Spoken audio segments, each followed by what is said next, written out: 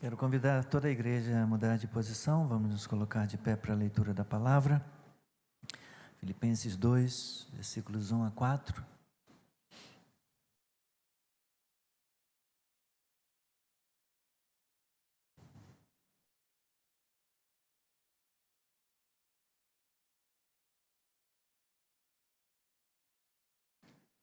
Portanto, se existe alguma exortação em Cristo, alguma consolação de amor, alguma comunhão do Espírito, se há profundo afeto e sentimento de compaixão, então completem a minha alegria, tendo o mesmo modo de pensar, tendo o mesmo amor e sendo unidos de alma e mente. Não façam nada por interesse pessoal ou vaidade, mas por humildade, cada um considerando os outros superiores a si mesmo, não tendo em vista somente os seus próprios interesses, mas também os dos outros. É um texto curtinho, vamos ler juntos todo o texto? Vamos lá? Portanto, se existe alguma exortação em Cristo, alguma consolação de amor, alguma comunhão do Espírito, se há profundo afeto e sentimento de compaixão, então completem a minha alegria, tendo o mesmo modo de pensar, tendo o mesmo amor e sendo unidos de alma e mente. Não façam nada por interesse pessoal ou vaidade, mas por humildade, cada um considerando os outros superiores a si mesmo, não tendo em vista somente os seus próprios interesses, mas também os dos outros. Nosso Deus e nosso Pai. Obrigado, Senhor, por esta palavra. Obrigado, meu Deus, ó Pai, pela mensagem que Tu tens colocado em nosso coração para esta manhã, para a nossa meditação, para a nossa reflexão. Deus, nos ajude, Senhor, agora, mediante o poder do Espírito Santo, que eu seja, Senhor, revestido, capacitado, ó Deus, que eu seja usado para a Tua glória, que o Teu povo também seja revestido desse mesmo Espírito, na sua capacidade de ouvir. Oh meu Deus, em nome de Jesus, de modo que a igreja seja edificada, o Senhor seja glorificado e eu seja usado. Em o Teu nome nós oramos, amém. Podeis sentar.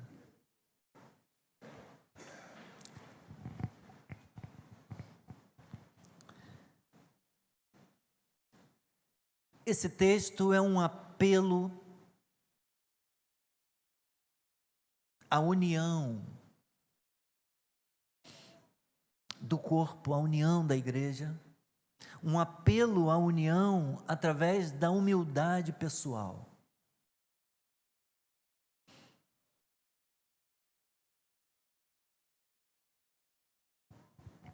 Eu e os pastores Guilherme e Yuri, juntamente com os diáconos e a liderança dos ministérios da igreja, estivemos reunidos desde sexta-feira à noite, em algo que a gente está chamando de imersão espiritual, que vamos fazer ao longo do ano, várias vezes, e que queremos estender sobre todos aqueles que trabalham na igreja também.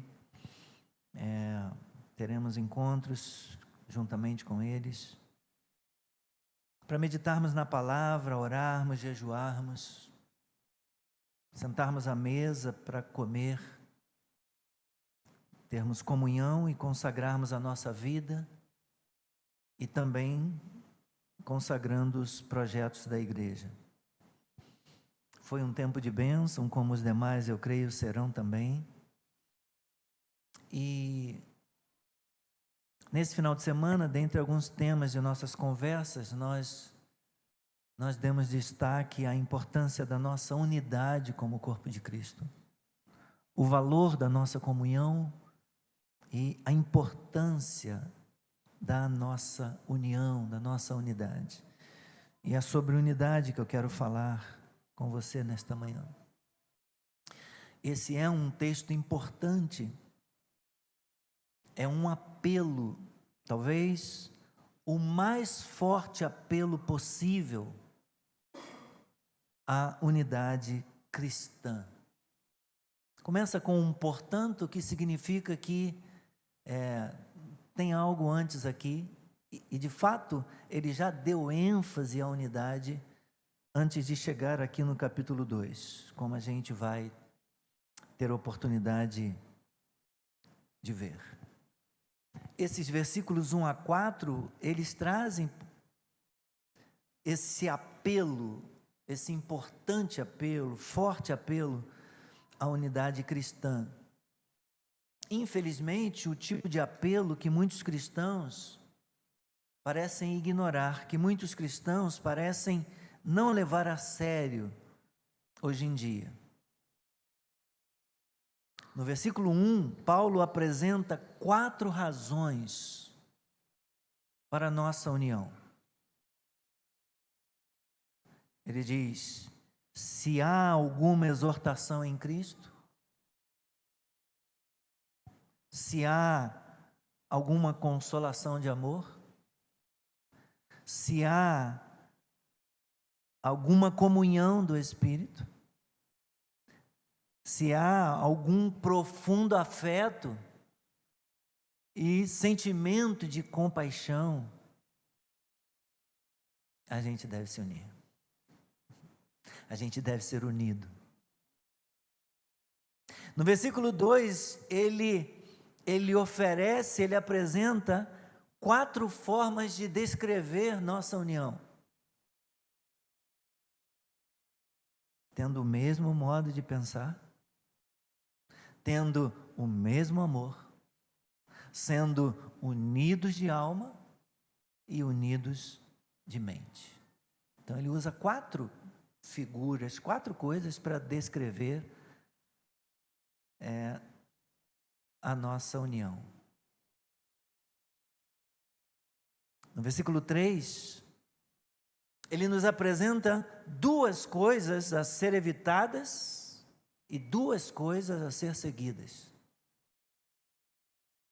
E no versículo 4, o último versículo do texto que nós lemos, ele nos apresenta uma coisa que não deve ser feita e uma outra coisa que deve ser feita.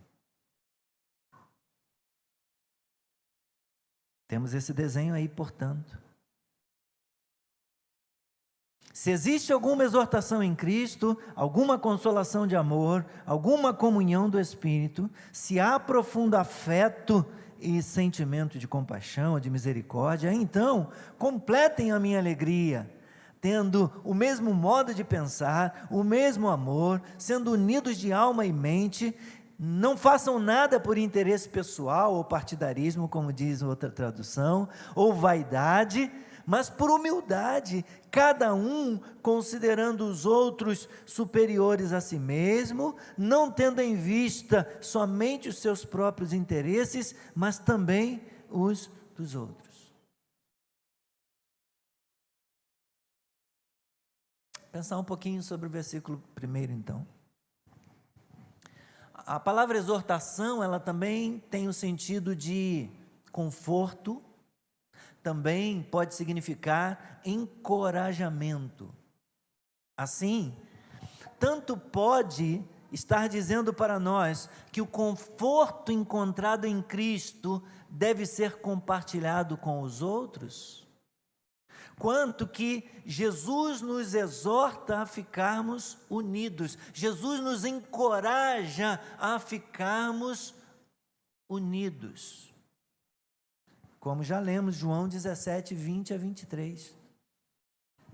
Ele em nós, nós nele, nós no Pai, nós participando dessa comunhão e dessa união fraterna que há entre o Pai, o Filho e o Espírito Santo, eles habitando conosco. Somos exortados, meus irmãos, nas Escrituras, a comungarmos, a compartilharmos, somos exortados a permanecermos naquilo que foi realizado pelo Espírito Santo. Ele já promoveu a paz, Ele já removeu a barreira de inimizade, aquilo que nos separa, Ele já nos uniu, Ele já fez a nossa unidade. Nós temos que preservar, apenas preservar aquilo que Ele realizou, temos que manter aquilo que o Espírito já fez. O mesmo vale para o amor. Se conhecemos as bênçãos do amor de Deus que está em Cristo, cabe-nos mostrá-las aos outros, sem reserva, sem distinção, sem discriminação.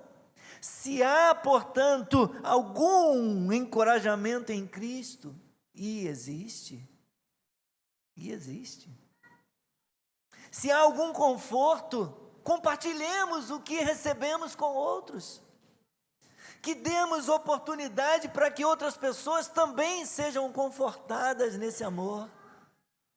Já falamos e já vimos aqui em textos lidos anteriormente, desde o Salmo, que nossa unidade como corpo de Cristo abençoa outros, testemunha para outros, permite que outros possam dizer: meu Deus, que coisa maravilhosa que existe lá no meio daquele povo. Então, devemos compartilhar com outros a exortação em Cristo da nossa unidade. Devemos permanecer juntos, permanecer unidos. E uma vez que provamos, que experimentamos as bênçãos do amor de Deus, compete a nós revelá-las, compete a nós transmiti-las, compete a nós testemunhá-las para os outros. Ele continua: se possuímos comunhão com o Espírito,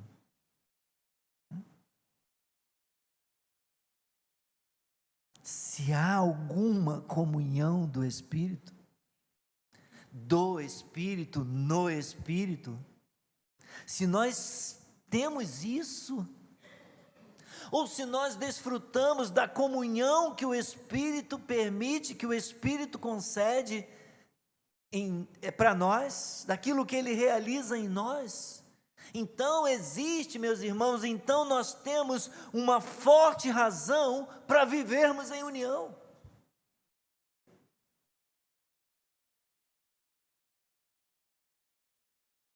Se no nosso relacionamento, em nossa experiência com Cristo, existe afeto e compaixão, e tem de haver isso, porque Ele nos amou afetuosamente, Ele nos amou primeiro, a Escritura repete isso, Ele teve misericórdia de nós, Ele teve compaixão de nós, Ele nos acolheu, Ele nos recebeu, de modo, Ele nos sustenta e mantém conosco uma experiência afetuosa, misericordiosa, compassiva. Se existe em nossa experiência com Cristo afeto e misericórdias, afeto e compaixão, então esses sentimentos devem caracterizar, devem marcar nossos relacionamentos com as outras pessoas também.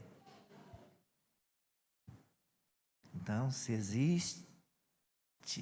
há profundo afeto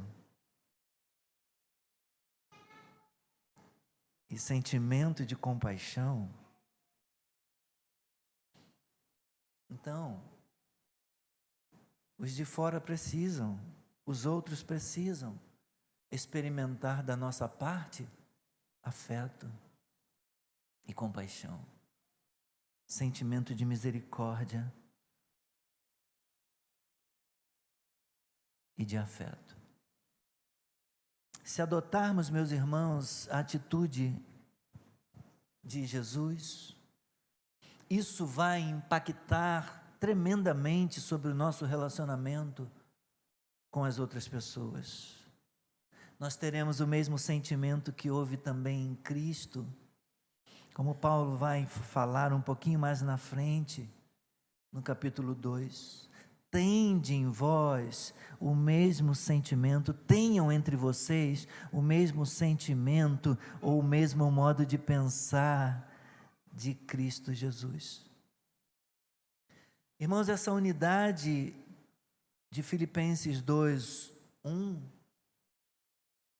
de 1 a 4, que sobre a qual nós estamos refletindo nesta manhã, ela é reforçada aqui no capítulo 1, no versículo 27. Aliás, vou ler do início. Acima de tudo, do 27. Acima de tudo, vivam de modo digno do Evangelho de Cristo, para que, ou indo até aí para vê-los, ou estando ausente, eu ouça o testemunho, eu ouça a respeito de vocês, que estão, o quê? Firmes. Em quê? Em um só Espírito, como em uma só alma, lutando juntos pela fé do Evangelho. Está falando de unidade. Um só Espírito, uma só alma, juntos pela fé do Evangelho. E Filipenses 2:5, né? Completa aí o contexto anterior e posterior. Tenham entre vocês o mesmo modo de pensar que houve também em Cristo. Ele oferece para nós Cristo como um exemplo de humildade. Eu creio, irmãos, que Paulo tem em mente uma comunidade de crentes que usam o exemplo de Jesus, que usam a atitude de Jesus como modelo para o seu relacionamento com os outros. Uma comunidade que se espelhe em Jesus, nas suas atitudes, ela será unida pelo mesmo amor. Ela terá o mesmo modo de pensar. Será uma comunidade onde todos são unidos em alma e têm o mesmo sentimento. A nossa unidade não estará fundamentada somente no fato de termos as mesmas convicções ou de defendermos exatamente as mesmas doutrinas, que deve acontecer, mas essa união crescerá também com base no amor e na atitude semelhante à de Jesus que nós tivermos. Bom, então depois, em sequência, no versículo 2, Paulo oferece 4 formas, né? 4 formas que expressam a unidade. Completem a minha alegria, ele diz, sendo unidos.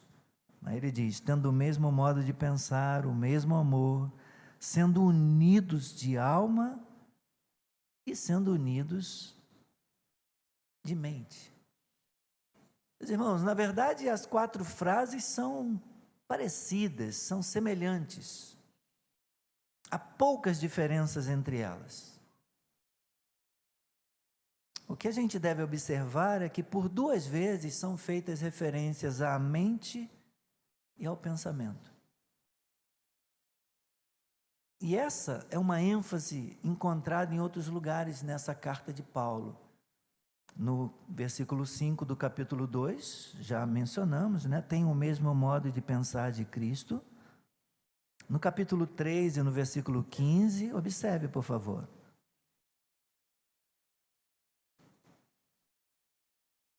Todos, pois que somos maduros, tenhamos este mesmo modo de pensar. E capítulo 4, versículo 8.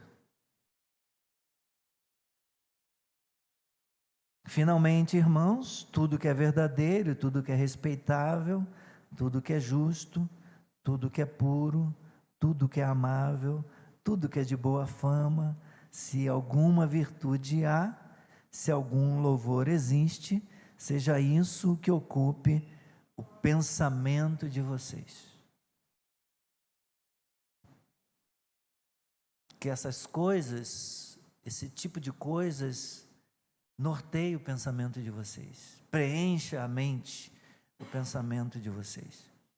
Então, voltando para o capítulo 2, versículo 2, o que a gente deve observar aqui são essas repetições de referências à mente e ao pensamento, que é uma ênfase encontrada aqui na carta de Paulo. E a razão disso é que Paulo sabia bem que os pensamentos e as atitudes são a base do que se fala e se faz, dirigindo completamente o curso da vida de uma pessoa. Isso precisa ser ressaltado, meus irmãos, nesse tempo, pois nós vivemos uma época em que há uma supervalorização de sentimentos e experiências. Precisamos destacar essa questão dos pensamentos e das atitudes, que são a base para o que se fala e para o que se faz. Em Romanos 12, no versículo 2, Paulo fala a respeito de uma transformação. Se você não quiser abrir, é um texto conhecido, Romanos 12, rogo-vos, pois pelas misericórdias de Deus, né? Eu peço, eu rogo, eu suplico, eu apelo, que vocês ofereçam seu corpo como sacrifício vivo, santo e agradável a Deus, que é o vosso culto racional, e não vivam conforme os padrões deste mundo, mas deixem que Deus os transforme pela renovação da mente, para que vocês possam experimentar qual é a boa, agradável e perfeita vontade de Deus. Paulo fala então de uma transformação de vida que se dá pela renovação da mente, mediante que Deus faz, que Deus realiza através da sua vontade, através da sua revelação. Nós precisamos ser renovados de mente, meus irmãos, para sermos transformados no que falamos e fazemos, para sermos unidos de fato. Então, no versículo 3, lá de Filipenses 2, voltemos ao texto.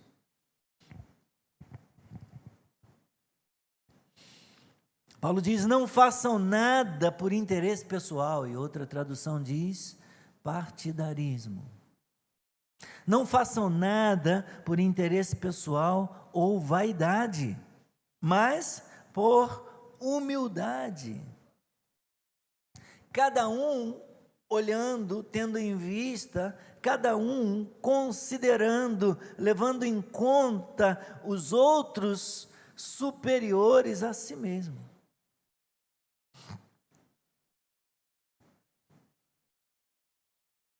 Então aqui, interesse pessoal pode ser traduzido, né? Pode significar partidarismo, espírito de discórdia ou vanglória.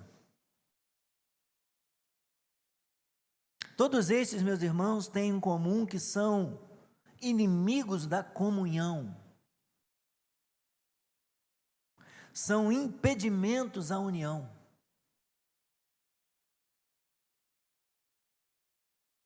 E Paulo afirma que há formas práticas de dominarmos tais sentimentos, e que uma delas é a humildade.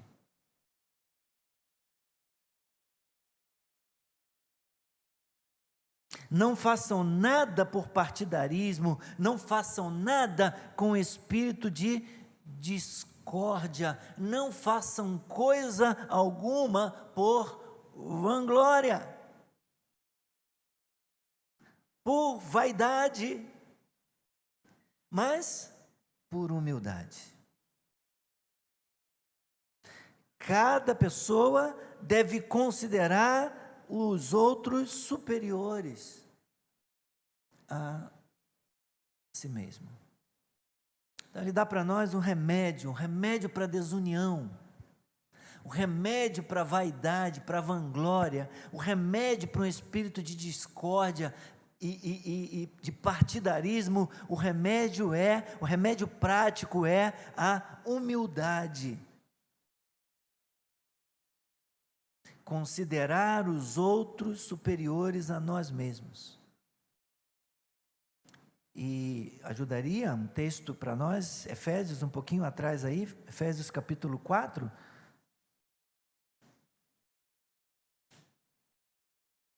Nos lembra e reforça esse ensino paulino, tanto da unidade quanto da humildade. Efésios 4, 1 a 3,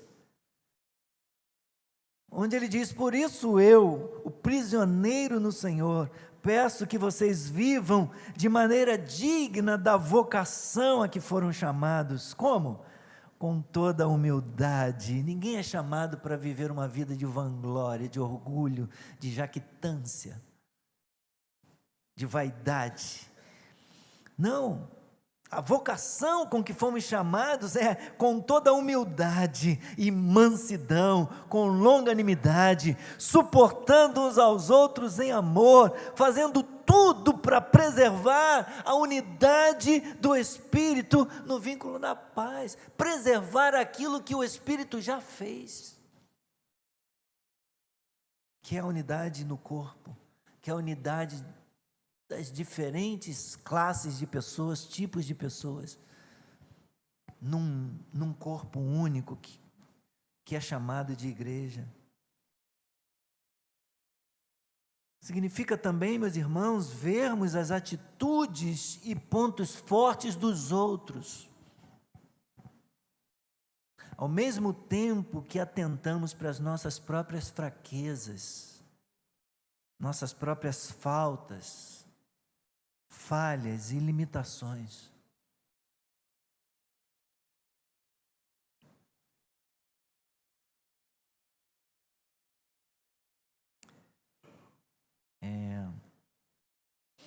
Eu tenho uma coisa que eu gosto de observar na vida daqueles que trabalham com pesquisa, na vida daqueles que estudam e fazem pós-graduação, mestrado, doutorado, enfim.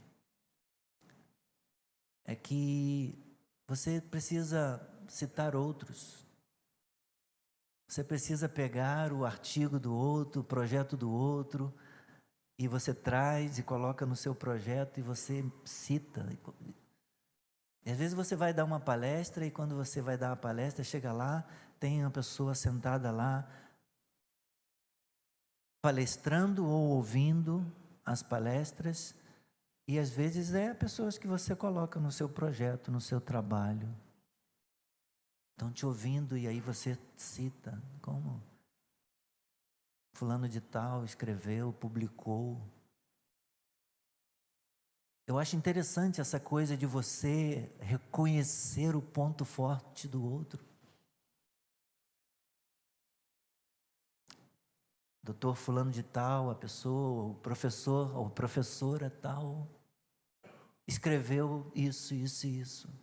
Publicou no dia tal, no ano tal.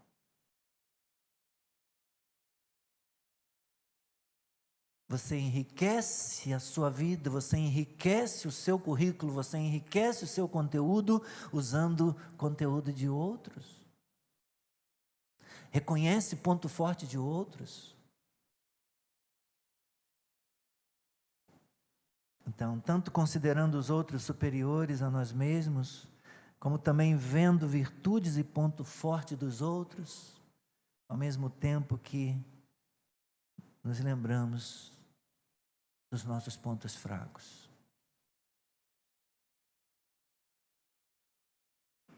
Humildade é o remédio. Humildade é o remédio para a desunião, para a vanglória. Vamos para o último versículo. Voltemos a Filipenses 2.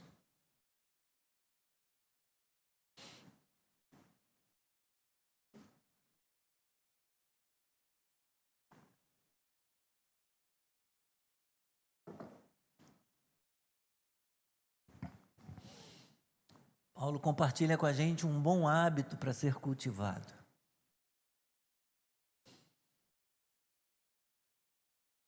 É o hábito de pensar e falar sobre os interesses dos outros.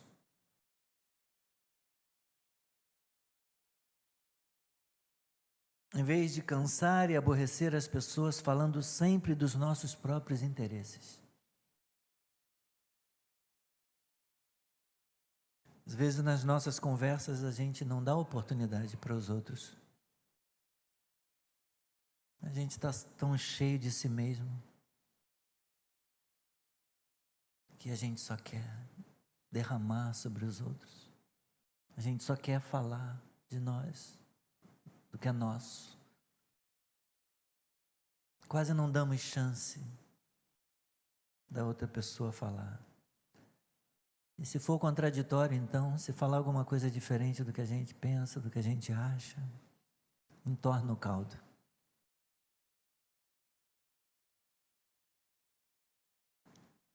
Primeira Coríntios 10.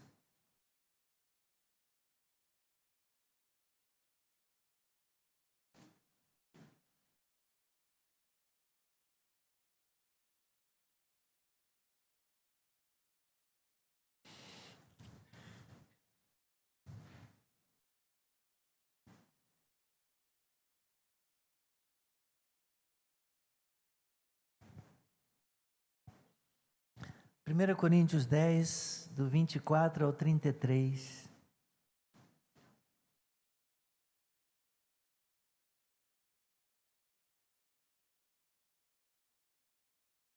Ninguém busque o seu próprio interesse, e sim o do seu próximo. Comam de tudo que se vende no mercado, sem questionamento algum por motivo de consciência, porque do Senhor é a terra e a sua plenitude.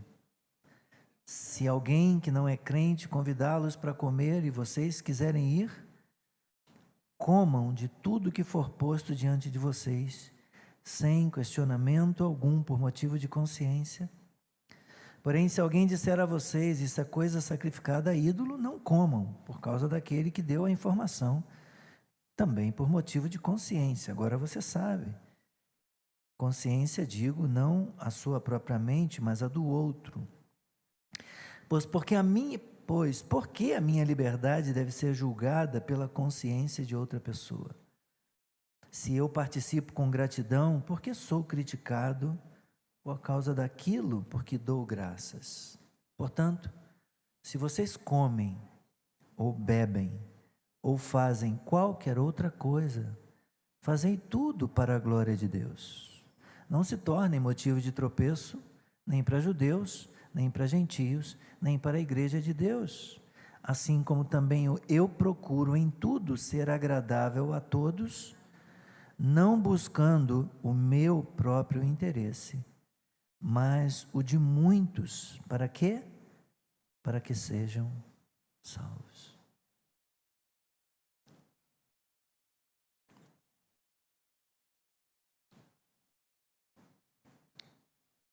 Romanos 15, 2 e 3, e nós já vamos finalizar. Eu acho até que eu corri demais, já. Olhando a hora agora, eu falei, por que eu já estou acabando a pregação, ainda não são 9h30.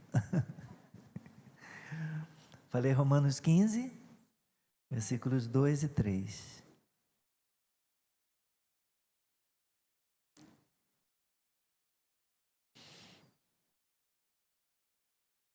O que diz?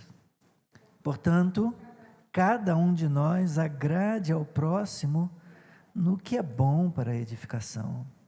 Por quê? Porque também Cristo não agradou a si mesmo. Pelo contrário, como está escrito, os insultos dos que te insultavam caíram sobre mim. O apóstolo está falando dos nossos relacionamentos interpessoais, né? A gente deve ter preocupação com o outro.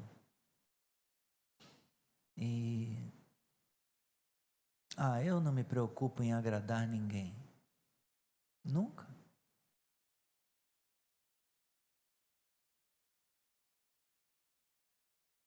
Quando a gente tem a oportunidade, se é que tem oportunidade, né, de levar alguém para comer na nossa casa, quase que invariavelmente a gente pergunta para a pessoa, né, o que você gosta de comer? Não é isso? Para não acontecer de chegar lá, né? Fiz galinha molho pardo. A pessoa fala, não como. O que vocês gostam de comer? Vou fazer um almoço lá em casa. Ah, eu como de tudo. Não tem tempo ruim, não. A gente procura agradar, né? A gente gosta de agradar. Ah, gosta de pizza. Pô, vou fazer uma pizza maneira. Ah, gosto de estrogonofe de frango. Vou fazer um estrogonofe para você.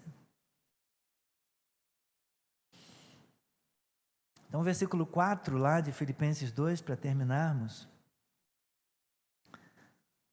Paulo diz, não tende em vista somente os seus próprios interesses, mas também o interesse dos outros. Aí, ó, fiz isso aqui que eu ouvi falar que você gosta. De falar que você gosta de rabanada, fiz rabanada. De falar que você gosta de cuscuz, fiz um cuscuz para sobremesa. Então, um bom hábito a cultivar, meus irmãos, um hábito prático, é de também pensarmos no interesse dos outros, não ter em vista somente nosso próprio interesse. Eu gosto é disso, e se vier aqui, é isso que vai comer.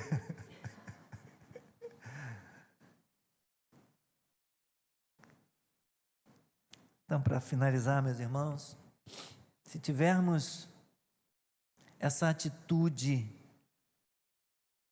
que foi também um modo de pensar de Cristo com os nossos irmãos e irmãs, certamente haverá unidade cristã.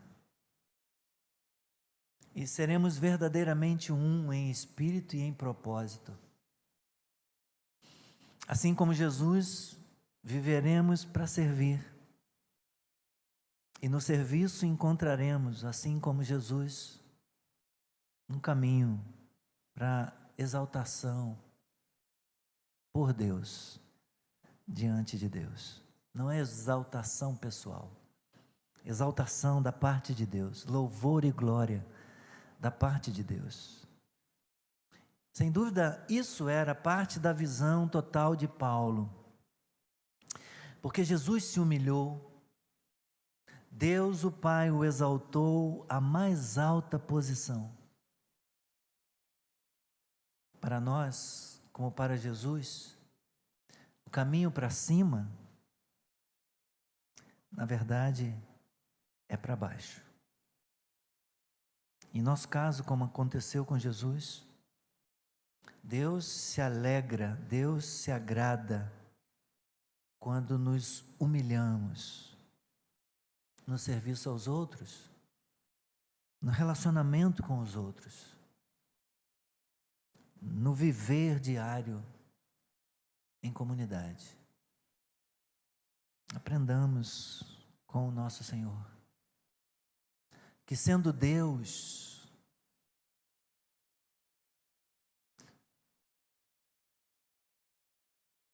deixou isso de lado, considerou isso como sendo de menor relevância, de menor importância. Pensou se o tempo todo ele ficasse falando, não esquece quem eu sou, não esquece que eu sou Deus, olha lá. Serviu, se vestiu como um escravo, pegou uma toalha, uma bacia de água, lavou os pés dos outros. Viram o que eu fiz? Façam vocês também.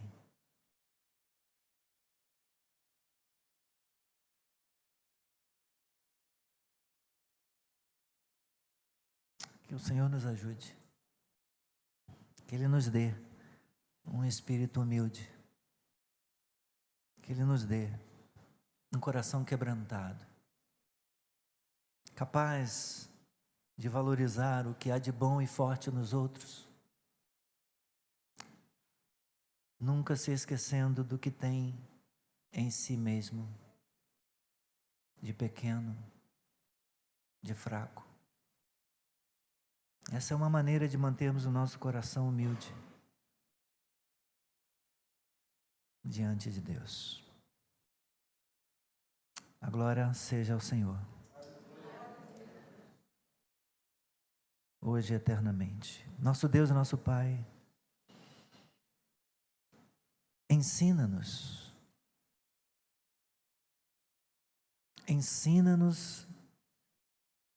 a ser como nosso Salvador. Molda-nos conforme a imagem do seu Filho.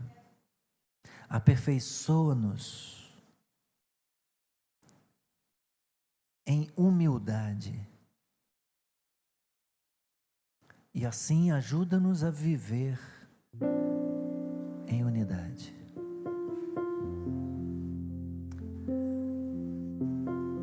Que haja, Senhor, que haja encorajamento para nós em Cristo, consolação de amor em Cristo, comunhão do Espírito, profundo sentimento, profundo afeto e sentimento de compaixão. Ó Senhor, que haja, ó Pai, que tenhamos o mesmo modo de pensar, que tenhamos o mesmo amor, que sejamos unidos de alma e de mente, que não façamos nada por egoísmo, por interesse pessoal, por vanglória, por vaidade, mas por humildade. Que aprendamos a considerar os outros superiores a nós mesmos, não tendo em vista só nossas fortalezas, só o que gostamos, mas também pensando nos outros, pois esse é o modo de pensar de Cristo, esse é o modo de ser de Cristo, esse foi o modo de agir do nosso Salvador Jesus. Nós queremos ser como Jesus. Obrigado. Ajuda-nos. No nome de Jesus Cristo nós oramos, no poder do Espírito Santo.